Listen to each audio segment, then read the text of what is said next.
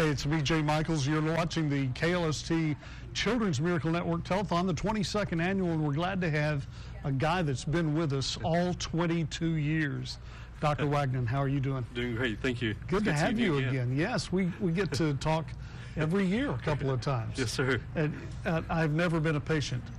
He's a pediatrician, so that was a long time ago, and that's no... Anyway, Dr. Wagnon, tell us a little bit about yourself, first of all. Okay. Where did you study, and how did you get to St. Angelo? Well, I'm a good old Texas boy. I grew up in the Dallas area, and I went to school, undergraduate at Sherman, Austin College.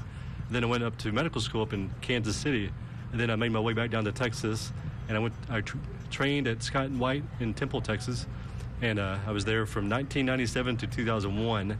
And then I came here. Okay. So I've been here since 2001, straight out of residency. And one of my colleagues, Dr. Schultz, recruited me out of the residency program, and I've been here ever since. So Temple, or in Temple, Texas, at Scott & White, they were a Children's Miracle Network hospital. So it was great to leave that program and come over here to San Angelo to Shannon, and they became a Children's Miracle Network hospital. It was, tell me what year it was that, I could do the math, I guess, but wasn't it around 23? I mean, 03? 03, about 2003. So I was here about 2 years, and it became an official Children's Miracle Network hospital. What excited you the most about that possibility of working in a Children's Miracle Network hospital? Yeah, just to see the impact it had during residency back at Scott & White and Temple, and just to be a part of that back then, and then knowing that what it would do here potentially, and it has over the last 22 years, made the same impact.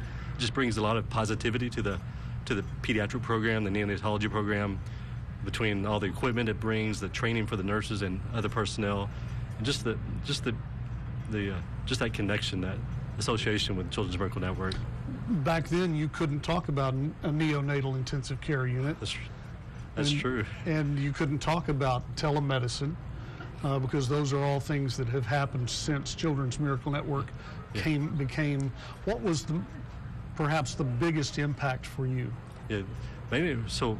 It impacts everything from the newborn to the 18-year-old, but the biggest impact seems to be within the not just the pediatric hospital and the pediatric patients for whatever they may be admitted for, especially like RSV that we heard about earlier, but also the neonatology unit.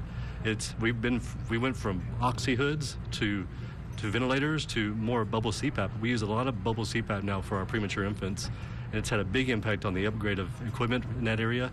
And so our neonatal unit and patients get the best of care now. And it's through training, through equipment that the CMN provides for that area.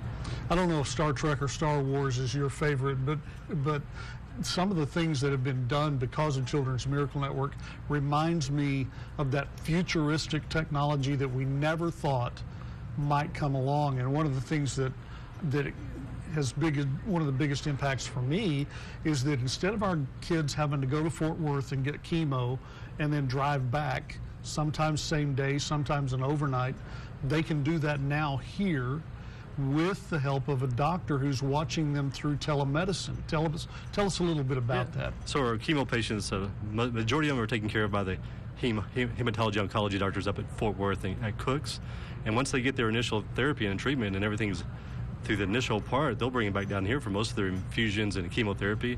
And they, of course, we're on standby, us or the physician on call, the PCP, and we know that they're over there getting their infusions or the chemo. So, but we coordinate with the providers up at Fort Worth to make sure those kids, for the most part, get to stay here in San Angelo to get through chemotherapy.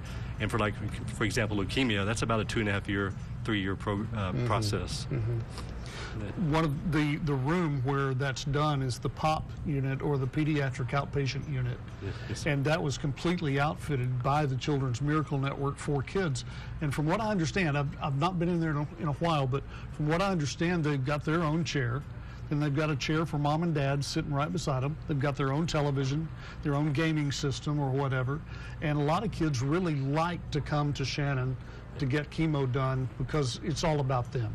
Exactly. It keeps them off the road, keeps them from having to travel 3.5 hours there, 3.5 hours back, and they get to go to Shannon, to the pediatric unit, and almost feel cozy and at home and with the parents. Let's dream for a minute. What do you dream about that Children's Miracle Network can provide for you in the future? Okay, right. So like I said, it has a huge impact, and it's had an impact huge impact over the last 22 years. But I think it's going to continue to grow in that neonatal unit. We're in the process of hiring 1 to 2 more neonatologists, and right now we have 1.